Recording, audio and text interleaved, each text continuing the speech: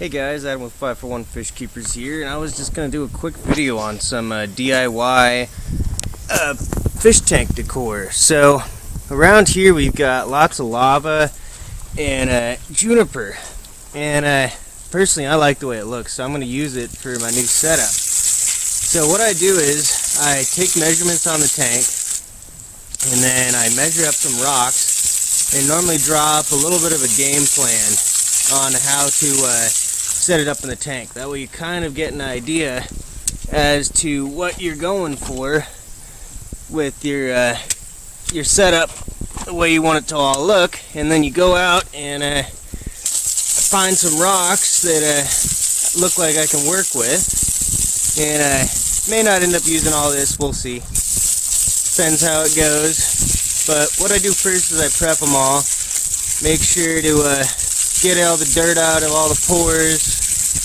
try and get as much surface material off as you can, and with the wood I do basically the same thing. And when you're looking for wood, you want to find a piece that's not super dry or falling apart, because it'll just mess up your tank, just put little pieces all over it. So you want to find a piece that's not too decayed. But if you find a dry piece, it's definitely nice because it will waterlog a lot quicker than some of the wetter stuff.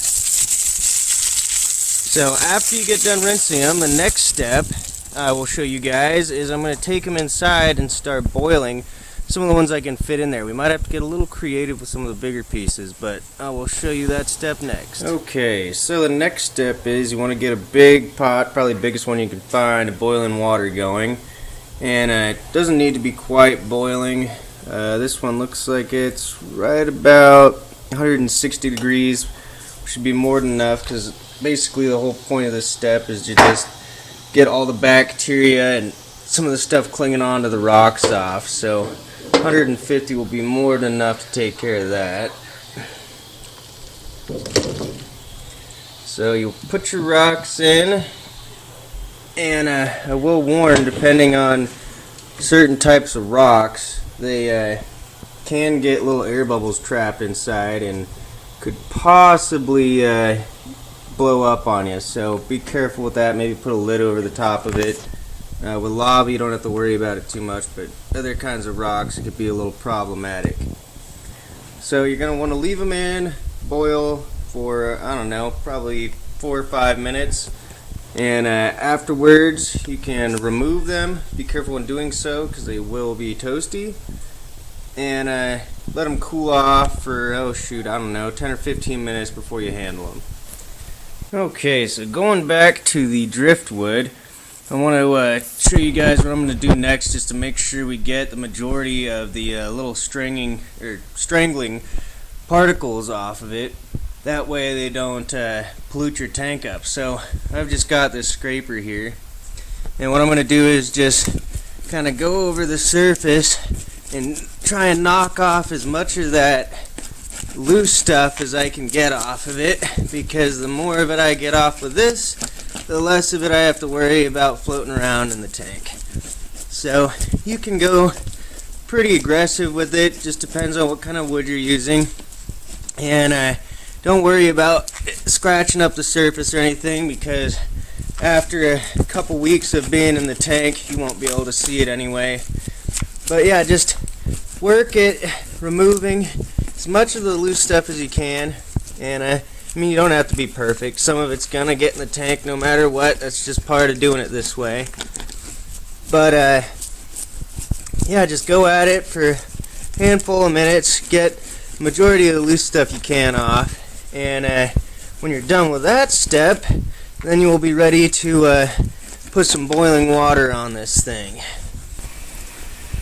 Alright guys, so now what I normally do is, once we've got everything boiled, which with pieces this size definitely takes a while, what I ended up having to do with the piece of log was find a large piece of Tupperware, and I ended up having to boil 2 big pots of water and then pouring it in on it, and that should work pretty good. So hopefully it won't lose too many pieces, but I think we'll be alright. So what I do is I lay everything out on a towel, see which pieces I have to work with, and then I kind of construct a little demo model of what I want to go in the tank and how I want it to look. So I'm going to play around with these for a couple minutes, see what I can figure out. Kind of drew up a rough little sketch of the left side of the tank having kind of a rock pile going, maybe put a plant on top. So we will see if I can make it look somewhat like the sketch, but at least it gives you a general idea of what you're working with. So I will get back to you when I figure out what pattern I want to do. Okay guys, so here's kind of what I mocked up. Whether or not this will actually be the one I go with depends on the ease of setup in the tank, but I think that it would be kind of cool because we got a couple little caves and caverns. Got this cool arch. Got a little second layer up here. And outside of the water it feels pretty sturdy. So underwater with less gravity it should be equally as sturdy, if not more. So next step is to slowly put one piece at a time in the tank, and obviously when you're putting the pieces in you're going to want to drain the water level because the volume of these rocks is going to raise the water level quite a bit. So I'm probably going to drain out a couple gallons, maybe 3 or 4, before I start inserting the decor.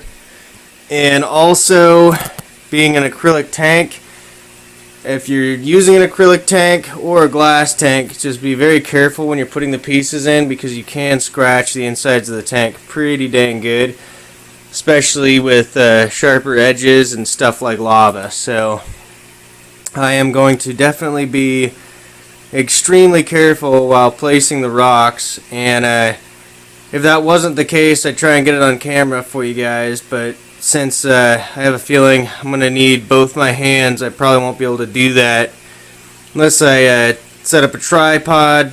Maybe I'll do that, I don't know, I guess we'll see. Hey guys, so I just got done draining some of the water out of the tank, and one more thing I wanted to go over with you guys before actually getting started on this is you have to take into consideration the weight of all the rocks or whatever decorations it is you are going to be putting in the tank, because I weighed this batch and it weighs in right about 120 pounds. So you have to make sure that your stand is up to par with the weight capabilities, and that your actual floor space is going to be able to handle that as well. You want to make sure that you know how much weight per square foot you can set up, and you definitely want to distribute the weight if you're going to be putting heavier items in like these rocks. So I checked it all out, we're all good here, but just wanted to make sure you guys get that tip and follow it, because otherwise you can be having some tank disasters. So definitely keep into consideration how much weight you're going to be adding to the tank, because it will definitely come into play. Okay, so as you can see I got the majority of the rocks in. Liking the way they're looking, and the stack is nice because it's sturdy. Really sturdy. In fact, if I shake it, the whole tank shakes, which is a good sign because you never know if a fish is going to freak out and knock something over, or eventually the gravel will move a little bit and it falls over, and you don't want it to fall over and scratch your tank. So got that set up. It's sturdy. I'm liking the way it looks. I'm liking the caves. Don't mind that it's taking up a bit of the corner, being as I'm keeping smaller fish in this tank anyway. You know, I don't need a whole bunch of room over there for them to swim around in. In fact, with a territorial fish like convict cichlids, it's better that they have their own separate little areas to hang out in. So it's kind of what I was going for, and I think I got it there. So now I'm going to see if I can figure out a good spot for the driftwood and getting it in here. Be slightly interesting because the tops of these acrylic tanks, well, at least this one, don't have a ton of room to work with. So going to try and squeeze this guy around the corner here, and I'm not sure if it's going to work. Yeah, it's kind of knocking it over. See, this may have been a mistake on my part, because in reality I probably should put the driftwood in first and then do the rock section. So as much as I don't like saying it, I think I'm going to have to tear all of the rocks back down, put the driftwood in, and then go again. So I will be back with you guys in like 15 minutes. Alright guys, so here is the final product.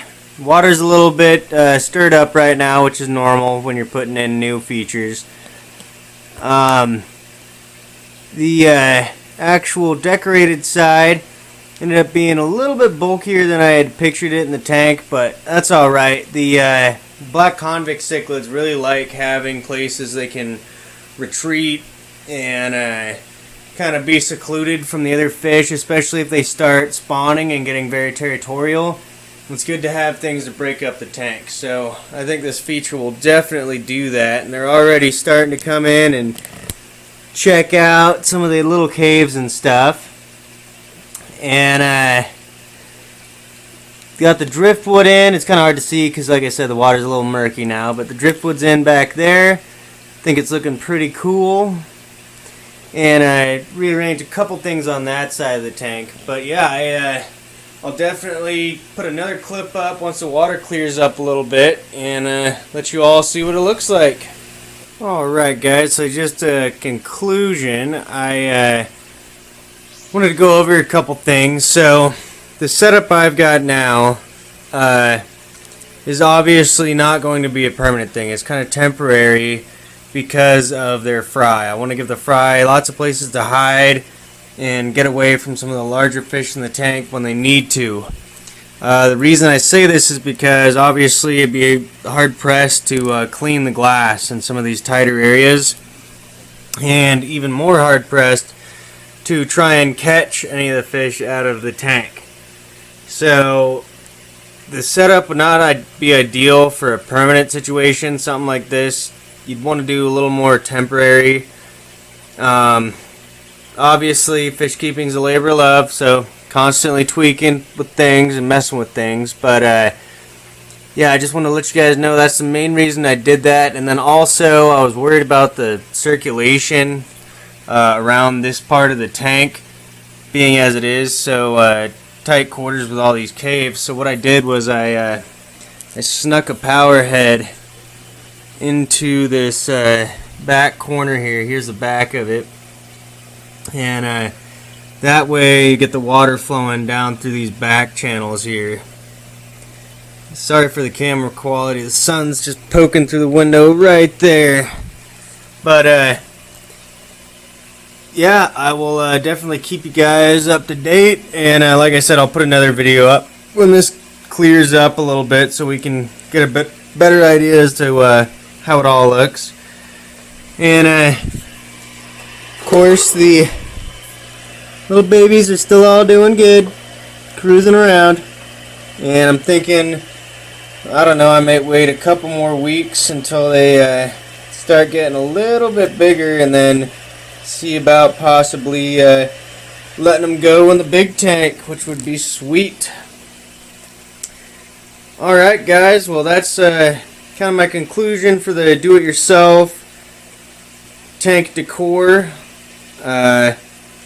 Just follow those simple guidelines if you want to try and do some yourself.